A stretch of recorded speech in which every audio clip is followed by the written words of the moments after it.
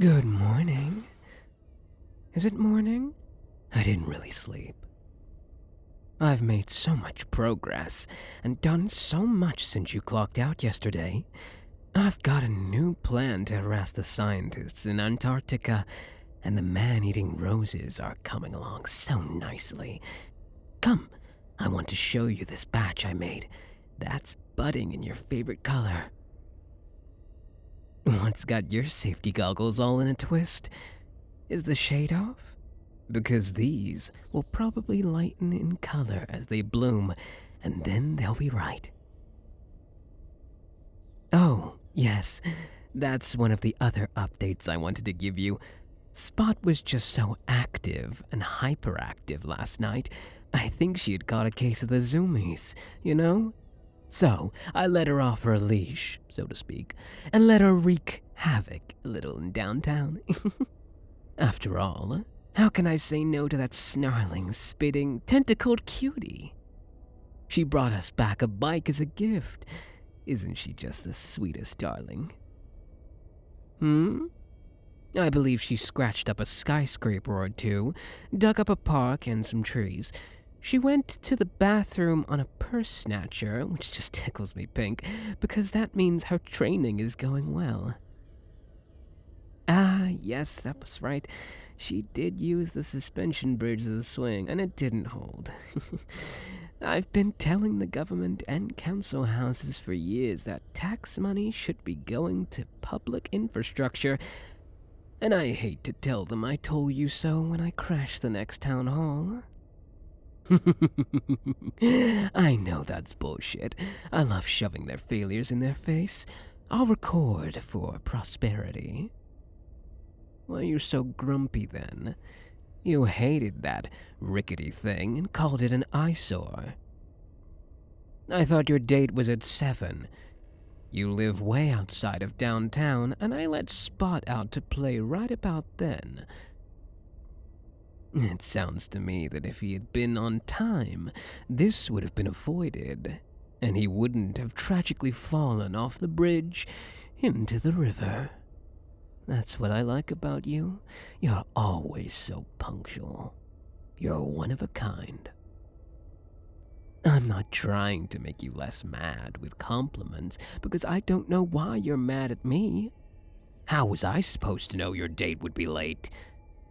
All I was concerned with was our beloved Spot. Stretching her legs and being happy. Look at that face. Could you say no to it? Besides, isn't this the same man who kept trying to get you to listen to his podcast? Then didn't this all work out for the best? You should be thanking me even. Here, I'll start for you. Wow, you're the best boss ever on top of being the most dastardly villain to ever plague the earth. I love being paid to fulfill your vision and do evil by your side and would totally kiss you if I had the chance. Now, you try it. I know you don't mean that. I still have the best boss ever mug you gave me for my birthday, and I'm practically quoting you verbatim. You would never. This was an accident, a coincidence. You wouldn't break my heart over happenstance, would you? Another unfortunate coincidence. I had no way of knowing the restaurant I set on fire was where your high school sweetheart worked. All I knew was that they gave me food poisoning and really disgusting appletinis. Another coincidence that is nowhere near my fault. Even less than the other ones. How was I supposed to know your blind date was a superhero? You didn't know either. Also, if I hadn't blown up the Temple of Fortitude, it would have been another villain. So blaming me specifically is so unfair. That was self-defense. I didn't vaporize that woman the other day because she hit on you. I vaporized her because she was a cop who had a gun pointed at me.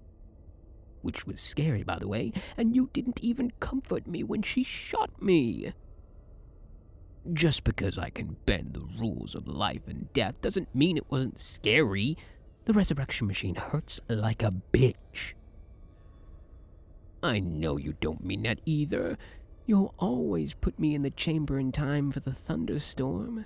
After all, who will sign your paychecks and genetically engineer pig-sized fire-breathing dragons for your birthday gift? Oh, so that'll convince you to keep me around and not my sparkling wit, my excellent company?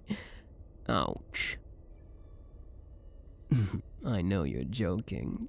Don't you worry. I've never thought for a second that working with villains had made you one.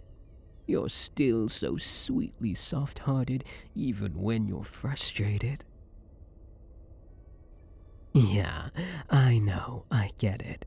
I hear dating can be rough these days with apps, hookup culture, work-life balance, all that stuff. And I can imagine how it must feel to jump through all those hoops and still feel lonely at the end of it. That must be really hard, and I'm sorry you feel that way. No, I'm not looking for anyone myself. I've got everything I need. Right here. Well, I can't wait for the day you love your job as much as I do mine. I know it'll happen just as I know you'll find the one. You just have to be patient a little longer. You can't rush this sort of thing. Not when it's so imperative to find someone that's worthy of you, as difficult as it may be. Of course I mean that. Do I lie? Especially to you?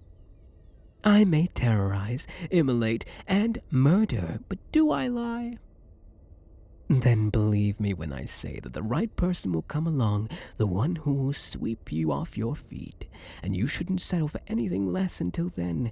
You are stunning, intelligent, and a ray of sunshine everywhere you go. Especially in this dreary lab.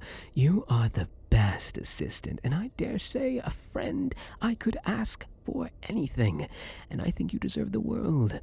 Now, how can someone possibly give you that when my plans succeed and the world is ours? They'll simply have to be more creative.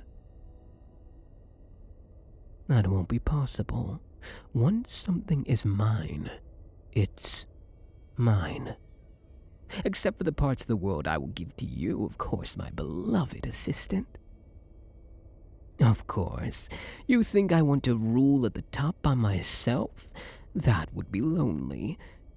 You will get a whole continent, too, even. I know you've always dreamed of giving the Aboriginal people of Australia back their land, and soon you'll be able to. You told me about it when you had too many hard ciders on our last happy hour.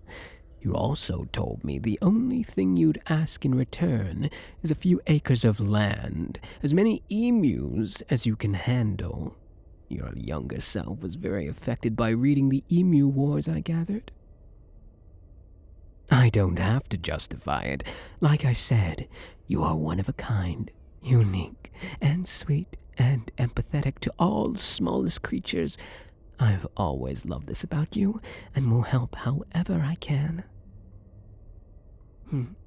Are we good then? Are you done being mad at me? You have nothing to be sorry for. It's so unfortunate your date last night didn't work out, and that must have been really frustrating. I'm just happy I could support you and make you feel better. Good. I know what else might help raise your spirits. The dragons are hungry and haven't been fed yet. I held off because I know how much you love to be the one to do it. I agree. They're happier when you do it anyway. I have some whole defrosted chickens in the kitchen. If you'd like to grab those and feed them before we start work today.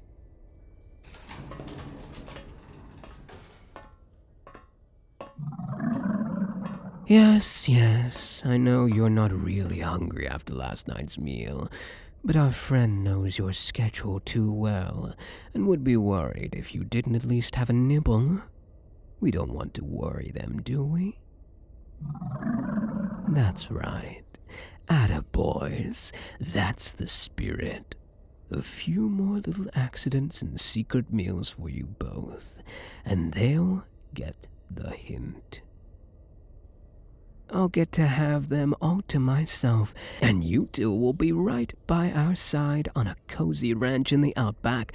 Doesn't that sound nice and worth gouging yourself stuffed on the Andrew Tate wannabe every so often? Good. Keep it up. There you are. Let me give you a hand. Those have got to still be cold. Of course. Now, after this, could you take a look at those flowers I was telling you about? They're already carnivorous, and I think we could really maximize their damage potential by making them produce toxic pollen. Then why don't we take an early break and try out that brunch place around the corner? My treat.